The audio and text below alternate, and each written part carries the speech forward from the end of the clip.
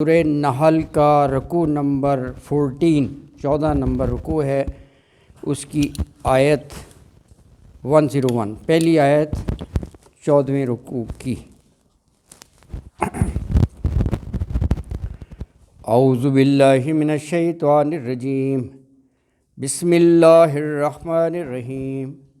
وَإِذَا بَدَّلْنَا آیَةً مَّكَانَ آیَةٍ وَاللَّهُ أَعْلَمُ بِمَا يُنَزِّلُ قَالُوا إِنَّمَا أَنْتَ مُفْتَرٍ بَلْ أَكْثَرُهُمْ لَا يَعْلَمُونَ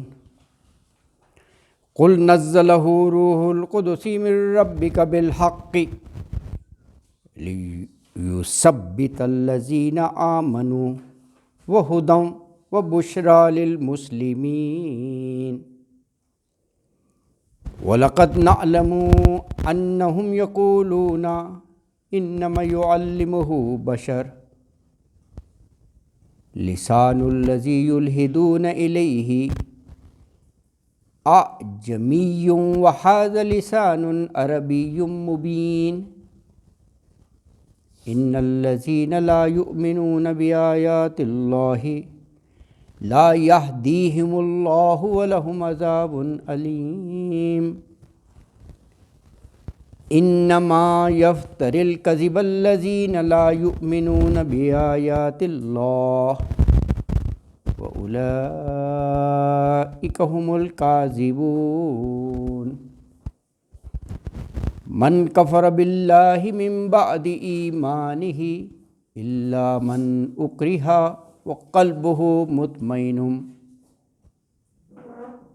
مطمئن بالإيمان ولكن من شرح بالكفر صدرا فعليهم غضب من الله ولهم عذاب عظيم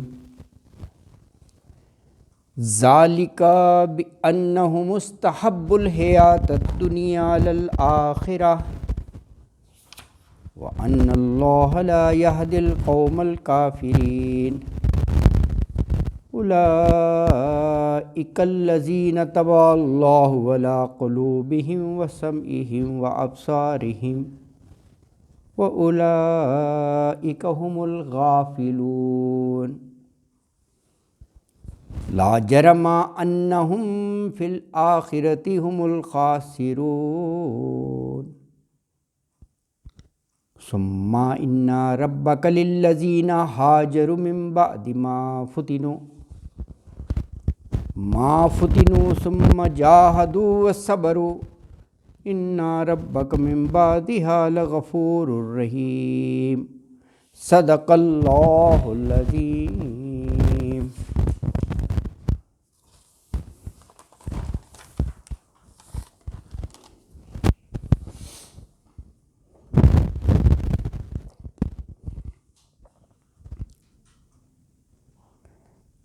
آیت نمبر 101 میں ناسخ منسوخ کا ایک اہم موضوع ہے جو سورہ بقرہ میں بھی ہے، اس کے بارے میں یہ آیت مبارکہ ہے 101۔ فرمایا وَإِذَا، اور جب بدلنا، بدل دیتے ہیں ہم، آیت مکان آیت، کوئی آیت کسی آیت کی جگہ، تو واللہ عالم، اللہ خوب جانتا ہے کہ کیا حکمت ہے، کیا مصلحت ہے، اور عالم، وہ خوب جانتا ہے بما ینزل، اس کو جو وہ نازل کرتا ہے۔ قالو، تو وہ کہتے ہیں انما انت مفتر، وہ کہتے ہیں انما، بات یہ ہے کہ انت مفتر، کہ تم تو افطرا کرنے والے ہو، یعنی معاذ اللہ خود سے گھڑ لیتے ہو، بنا لیتے ہو نا۔ بل اکثرہم لا یعلمون، بلکہ اکثرہم، ان میں سے اکثریت ایسی ہے جو لا یعلمون، جو علم نہیں رکھتے۔ تو فرمایا ہے نبی صلی اللہ علیہ وآلہ وسلم، جب ہم کسی آیت کا حکم منسوخ کر کے اس کی جگہ دوسری آیت نازل کرتے ہیں نا، اور اللہ جو حکم نازل فرماتا ہے اس کی مصلحت وہ خوب جانتا ہے، تو کافر لوگ کہتے ہیں تم یہ آیتیں نا خود گھڑ لیتے ہو، انما انت مفتر، اور کہا دراصل ان میں سے اکثر لوگ جو ہیں نا وہ علم نہیں رکھتے۔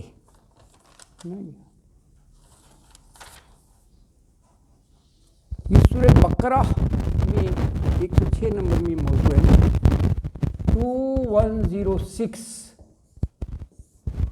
سورہ بقرہ کی آیت 106 کیا فرمایا؟ وہاں کہا ما ننسخ من آیت، نہیں ہم کوئی آیت منسوخ کرتے، او ننسیہا، یا ہم بھلا دیتے ہیں آپ کو، تو ناتی بخیر منہا، اس سے بہتر ہم لے آتے ہیں آیت، او مثلہا، یا اسی کے مثل۔ علم تعلم، وہ کیا تمہیں پتہ نہیں ہے کہ ان اللہ علی کل شیء قدیر، کہ اللہ تعالیٰ ہر چیز پر قدرت رکھتا ہے۔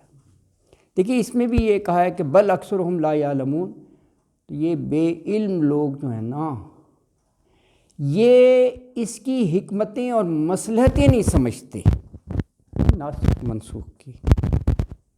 ہاں اللہ اکبر، تو یہ ایک اہم موضوع ہے۔ دیکھیے اللہ تعالیٰ مختلف حالات کے لحاظ سے اپنے احکام میں تبدیلی فرماتے ہیں، کیونکہ قرآن دیکھیں 22 سال اور کچھ مہینوں میں نازل ہوا ہے، اور قرآن کا مقصد ہمیں سمجھنا چاہیے کہ وہ انسان کی فلاح ہے۔ تو اللہ تعالیٰ جن حالات میں جو حکم انسان کے حق میں زیادہ بہتر سمجھتے تھے وہ نافذ کر دیتے تھے۔ گریجولی یہ احکام بھی آئے ہیں نا۔ اچھا بہت ساری آپ کو مسائلیں ملیں گی ہے نا، قبلے کے احکام کے متعلق بھی، دوسرے پارے کے شروع کے 2 رکوع جو ہیں وہ تحویل قبلہ کے بارے میں، 17-18 ماہ اپنے رسول اللہ صلی اللہ علیہ وسلم نے بیت المقدس کو قبلہ بنایا، اور آپ کی خواہش تھی کہ اللہ کا گھر جو ہے بیت اللہ جو مکہ مکرمہ میں ہے وہی قبلہ ہونا چاہیے۔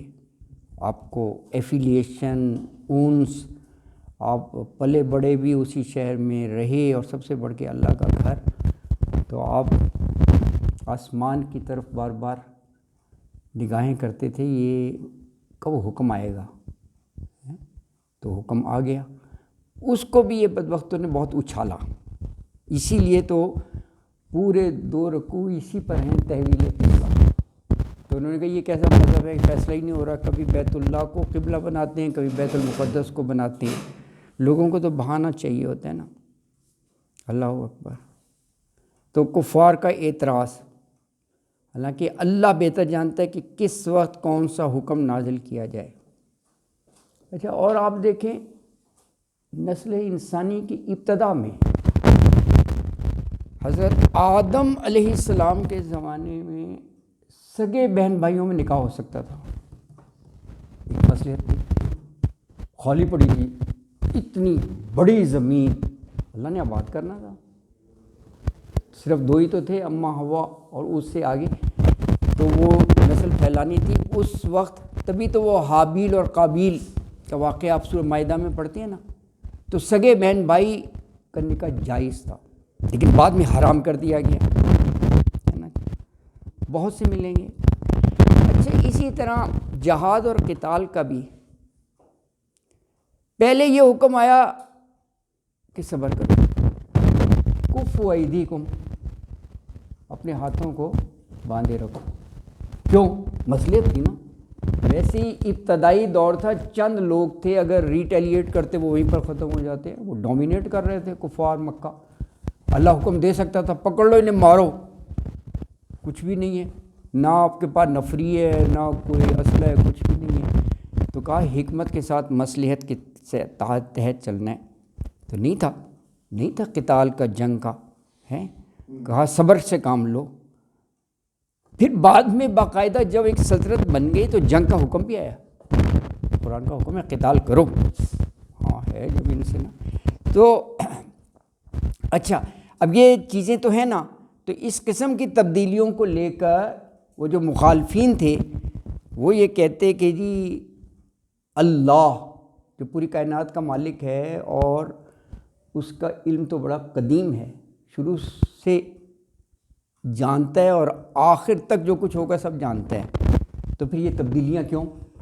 وہ کہتے تھے کہ یہ معاذ اللہ اللہ کی کتاب نہیں ہے، بلکہ یہ حضرت محمد صلی اللہ علیہ وسلم کی تصنیف ہے، ان کی اپنی لکھی ہوئی۔ حالانکہ تدریج فی الاحکام یہ ایک بڑی مصلحت ہوتی ہے۔ اچھا، اور اپنا لیکن نسخ بھی 3 قسمیں ہیں۔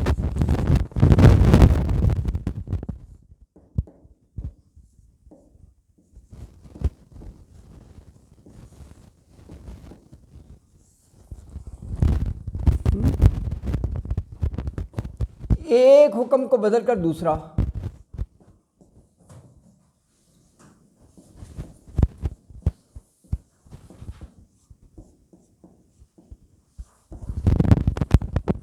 یہ بھی ایک کو بدل دیا۔ اچھا،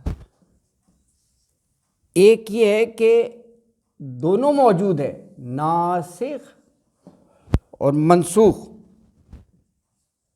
جو منسوخ کیا، منسوخ دونوں آیات قرآن میں موجود ہیں۔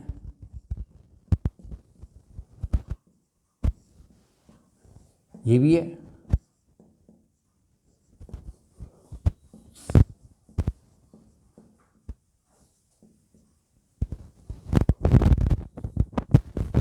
جیسے مثال کے طور پر ایک حکم ہے شروع میں کہ 1 سال تک بیوہ ہسبینڈ کے گھر میں رہے گی، نان نفقہ سارا دیا جائے گا، اور سارے یہ باقاعدہ احکام ہیں۔ اس کے بعد باقاعدہ وراثت کے حکم آ گئے، وہ حقدار ہے ورثے میں سے نا، اور بہت سے ایسے ہیں، بہت سے ایسے ہیں۔ اچھا، تیسرا جو ہے وہ تلاوت منسوخ، یعنی آیت نہیں ہے، حکم برقرار۔ تلاوت منسوخ ہو گئی لیکن وہ جو حکم ہے وہ حکم باقی ہے۔ جیسے مثال اس کے طور پر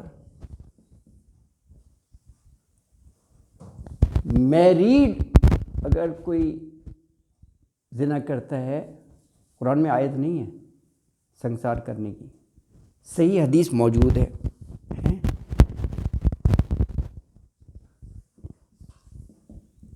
اور بھی شاید مل جائیں گے اس میں، شادی شدہ مرد، عورت،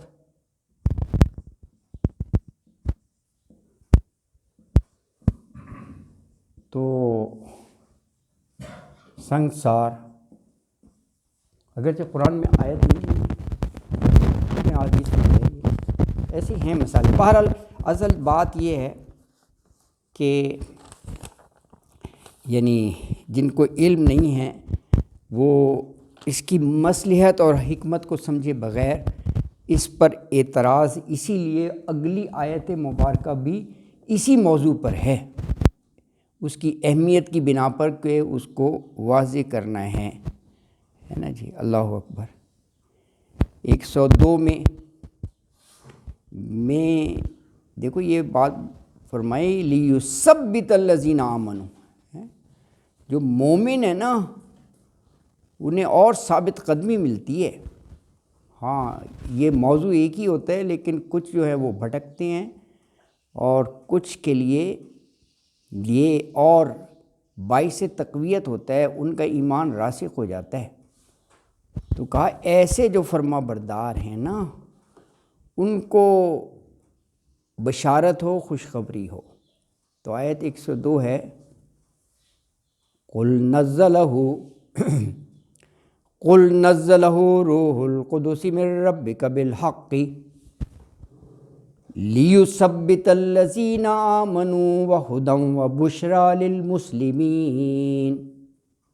قل، قول سے فعل امر ہے، فرما دیجئے آپ، اللہ تعالیٰ حضور اکرم صلی اللہ علیہ وسلم سے کہہ رہے ہیں کہ نزلہ،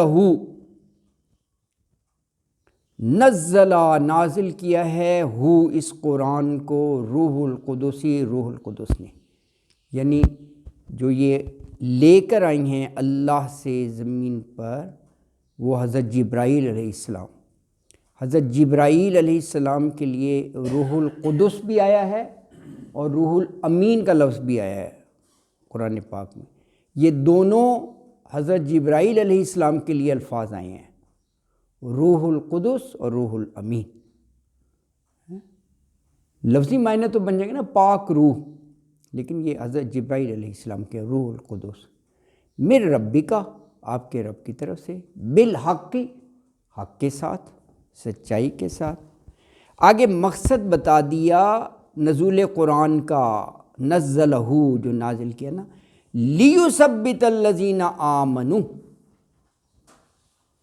لی شروع میں آتا ہے تاکہ، لیثبت تاکہ وہ ثابت قدم رکھے اللہ تعالیٰ، کن کو؟ الذین آمنوا۔ اصل چیز یہ ہے، ایمان والے جو ہیں نا کبھی بھی وہ نہیں لڑکھڑاتے، نہ وہ مس انٹرپریٹ کرتے ہیں، نہ وہ کسی الجھن میں پڑتے ہیں۔ الذین آمنوا، ان لوگوں کو جو ایمان لائے، اور ریوارڈ ان کا کیا؟ وہدی وبشریٰ للمسلمین، یہ ایسے فرمانبرداروں کے لیے ریوارڈ ہے، وہدی ہدایت، بشریٰ بشارت، خوشخبری، کن کے لیے؟ للمسلمین، مسلمانوں کے لیے۔ تو فرمایا کہ اے نبی صلی اللہ علیہ وسلم، آپ ان سے ذرا کہیے، یہ اللہ کا کلام قرآن، اس کو تو روح القدس حضرت جبرائیل علیہ السلام نے تمہارے رب کی طرف سے برحق نازل کیا ہے، تاکہ اس سے جو ایمان والے ہیں نا، الذین آمنوا، وہ ثابت قدم رہیں ایمان والے، اور جو فرما بردار ہیں نا، للمسلمین، ان کے لیے ہدایت اور بشارت ہے نا جی۔ اچھا، یہ جو شروع میں ہے نزلہ روح القدس من ربک بالحق، یہ بھی آپ کو موضوع اہم ہے، اور بہت سی جگہ قرآن پاک میں جو ہے وہ مل جائے گا۔ 26:193 یہ سب جہاں پہ 25 32 26 کیا ہے؟ شعراء، یہ ایکسرسائز بھی رکی ہوئی ہے کافی عرصے سے، جب بھی یہ لکھنے لگتے ہیں تو یہ یاد آ جاتا ہے۔ یہ 25 جو ہے نا، یہ فرقان، یہ نا آپ سمجھیں کہ گیپ آ گئی ہے تو جان بخشی ہو گئی ہے، ایسا نہیں ہے۔ وہ کسی بھی وقت جو ہے ٹیسٹ ہو سکتا ہے، کیونکہ یہ ان اناؤنسڈ ہوتا ہے، پہلے سے کوئی نہیں بتاتا کہ یہ کب ہے۔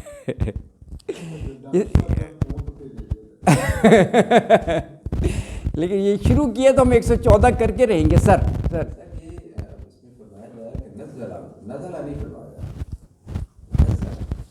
ہاں شد ہے،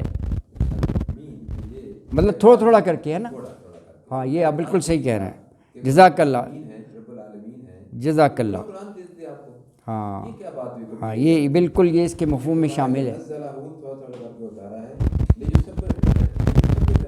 ہاں ایگزیکٹلی ہاں بالکل بالکل بہت صحیح آپ نے پوائنٹ ریز کیا ہے۔ وہ اس لیے کہ یہ جو دوسرا لکھا ہے نا میں نے آپ نے 25-32، اس میں یہ ڈاکٹر صاحب کی بات کی وضاحت کرتی، وہاں پر ہے وَرَتَّلْنَاهُ تَرْتِيلًا، یہ اسی طرح اشارہ ہے کہ تھوڑا تھوڑا ٹھہر کے ہم نے تمہیں بھیجا ہے، تاکہ وہ انکلکیٹ ہو جائے سارے احکام، اور اس پر عمل کرنا بھی آسان ہو جائے۔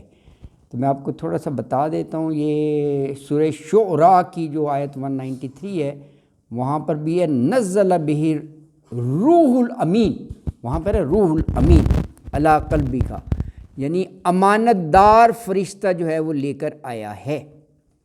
اور یہ جو فرقان کی آیت 32 ہے، اس میں بھی ایک طرح سے ان کے اعتراض کا جواب کہ جی اتنا عرصہ کیوں لگا، یہ یکمشت کیوں نہیں اتار دیا، تو اس میں کہا کذالک، ہاں اسی طرح ہم نے یہ 22 سال اور کچھ مہینے میں اتارا ہے، ٹھیک ہے۔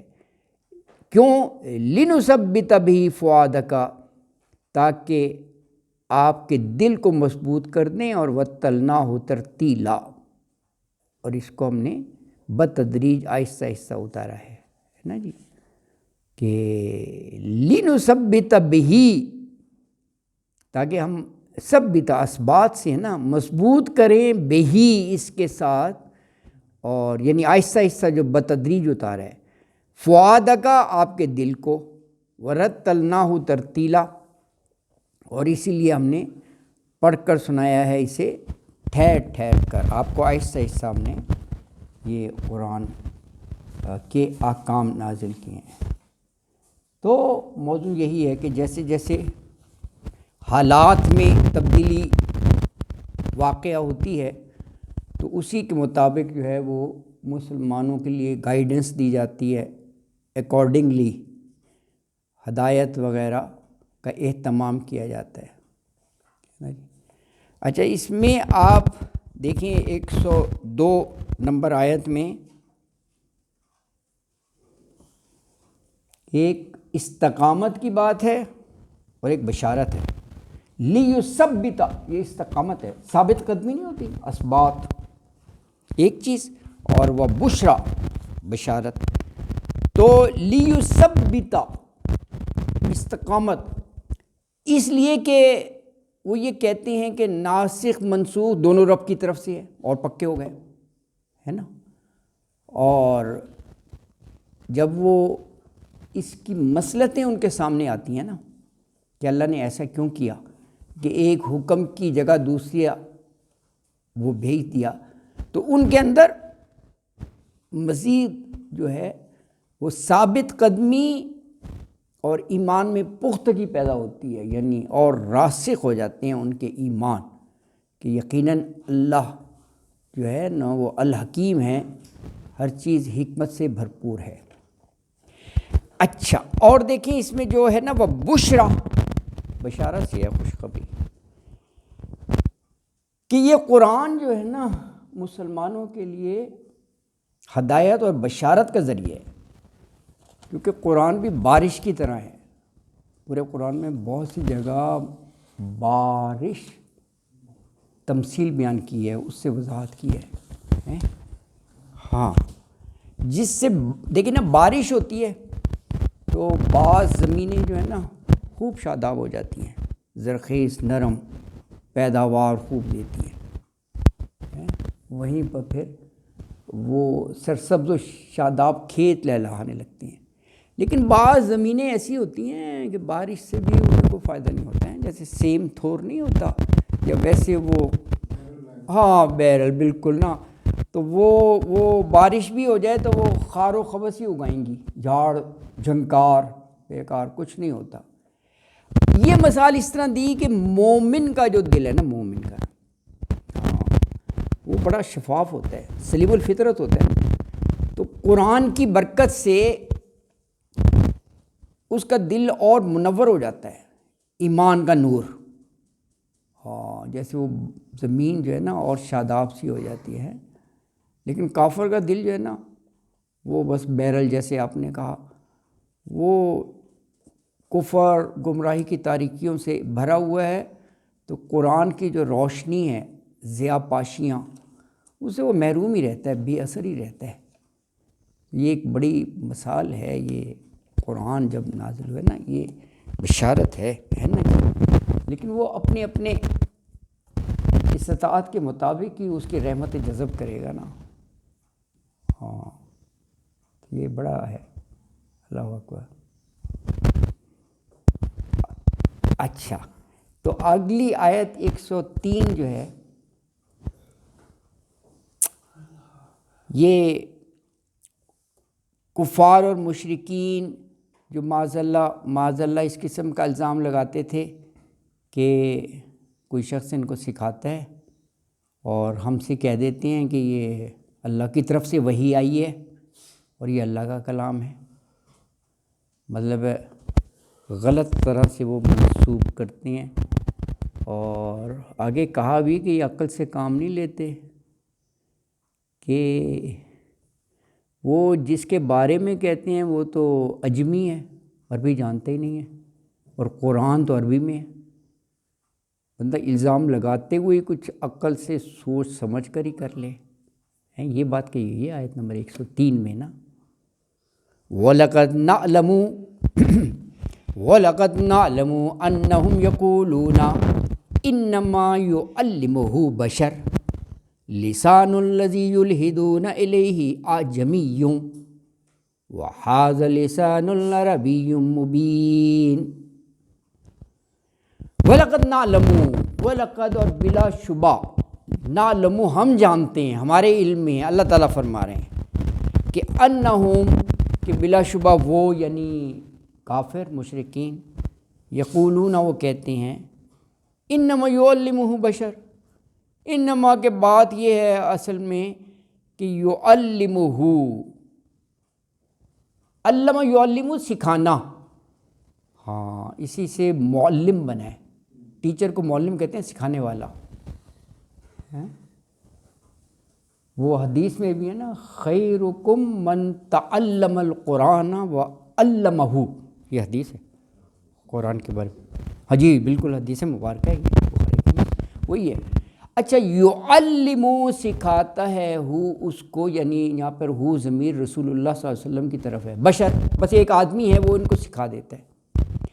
آگے اس کی وضاحت کی جا رہی ہے بشر کہ لسان الذی، لسان زبان کو کہتے ہیں، زبان اس شخص کی جس کے بارے میں کہتے ہیں کہ یہ سکھاتا ہے، یلحدون الیہ، وہ غلط منسوب کرتے ہیں اس کی طرف، یعنی جس شخص کی طرف وہ منسوب کرتے ہیں نا، وہ کون ہے؟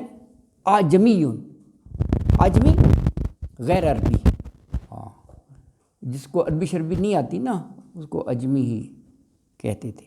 اچھا، کب وَهَذَا لِسَانٌ عَرَبِيٌّ مُبِينٌ، اور قرآن کی زبان تو وہ عربی مبین ہے، وَهَذَا لسان، اور یہ ہے زبان عربی مبین، عربی بھی اور بڑی مبین ہے، ہاں واضح، بڑی کلیئر۔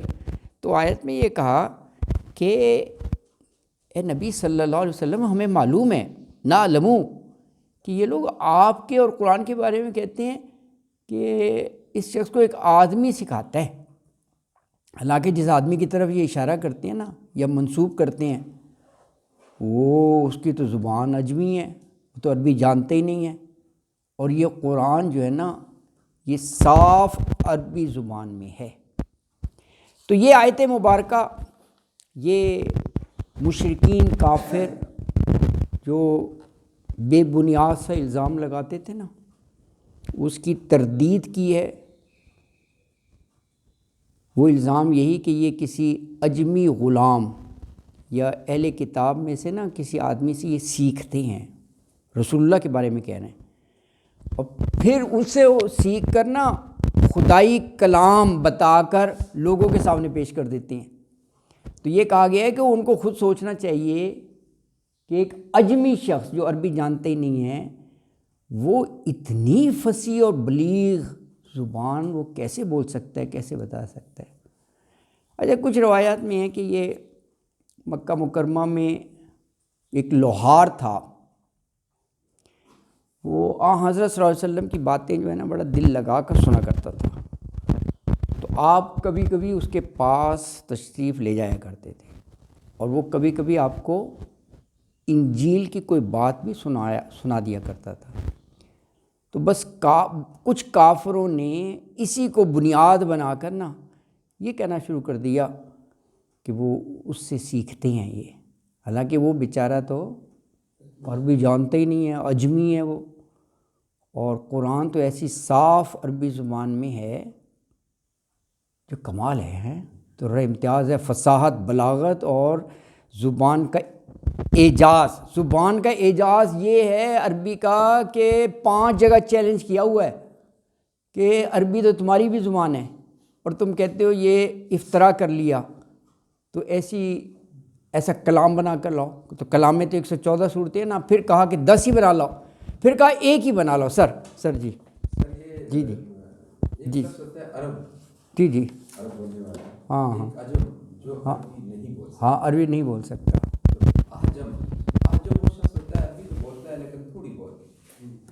جی جی جیسے ہم تھوڑی سی عربی سیکھ کے بول رہے ہیں تو ہم عربی کی روح کو تو نہیں پڑھ سکتے. ہاں ہاں تو وہ آجمیون تھا.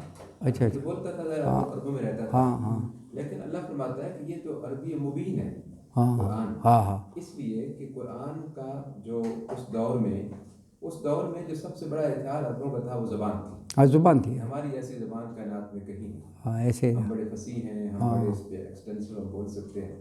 دیٹس وائی جب میلے لگتے تھے تو اس پہ جو 7 شاعر تھے عرب کے جو بڑے بڑے تھے, ان کے کلام کو سونے سے لکھ کے عرب میں لٹکا دیا جاتا تھا اور وہ پورا سال لٹکے رہتے تھے, چیلنج ہوتا تھا.